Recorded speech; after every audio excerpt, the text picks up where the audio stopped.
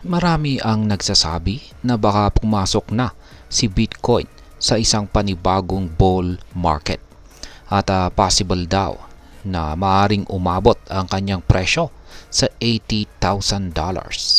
Pero bago tayo magpakaligaya ay tuklasin muna natin ito ng mas detalyado. At yan po ang siyang ating pag-uusapan sa video na ito. Pero bago po tayo magpatuloy ay nais ko lamang po munang bigyang linaw ang aking disclaimer kung saan ang nilalaman po ng video na ito ay hindi po ito isang financial advice. For education and information purposes lamang po ang layunin nito. Yan, yung unang tanong ay ano ang dahilan ng pagtaas ng presyo ni Bitcoin? Kamakailan ay marami ang pumapasok na pondo sa spot Bitcoin ETF o Exchange Traded Funds. Ano nga ba ito? Ang ETF ay isang uri po ng investment fund na nakalista at binebenta sa stock exchange, kagaya po ng stocks. Ang pagdami ng pondo sa spot Bitcoin ETF ay nagdudulot ng pagtaas ng presyo ni Bitcoin.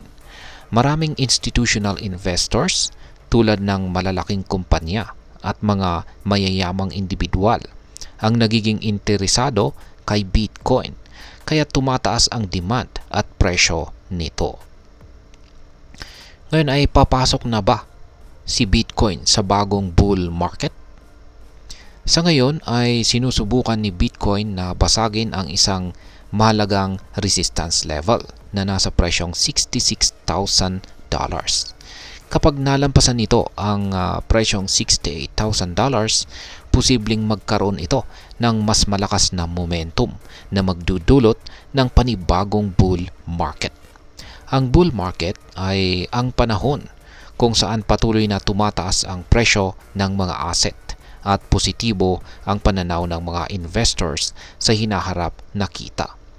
Pinagmamasdan ng mga eksperto kung makakayanan ni Bitcoin na malampasan ang mga critical na level na ito. Ngayon ay ano ang volatility at bakit ito mahalaga? Sa mga nakaraang araw, ang presyo po ni Bitcoin ay mabilis na nagbabago sa pagitan ng presyong $66,700 at $67,500. Ang volatility na ito ay nagiging sanhi ng pag-alis ng ilang investors sa kanilang mga positions, kaya't mas nagiging unpredictable ang galaw ng presyo. Ang volatility ay mahalaga dahil ito ang siyang nagpapakita ng risk na kaakibat ng pag-invest kay Bitcoin. Hanggang sa magkaroon ng bagong pondo na papasok sa market, inaasahan na magpapatuloy ang volatility na ito. Ngayon ay ano naman ang cup and handle formation at bakit ito mahalaga? Ang cup and handle formation ay isa pong pattern na makikita sa price chart ni Bitcoin na nagpapakita po ng period of consolidation o pagsasama-sama ng presyo. Sa kasunod ng isang breakout na nagpapahiwatig ng patuloy na pagtaas ng presyo.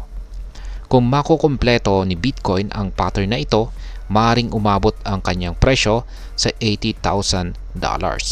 Ang pattern na ito ay isang technical indicator na ginagamit ng mga traders para matukoy ang potensyal na paggalaw ng presyo.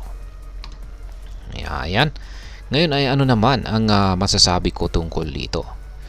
Sa aking opinyon, ang potensyal na bull market ni Bitcoin ay mukhang promising. Ngunit, hindi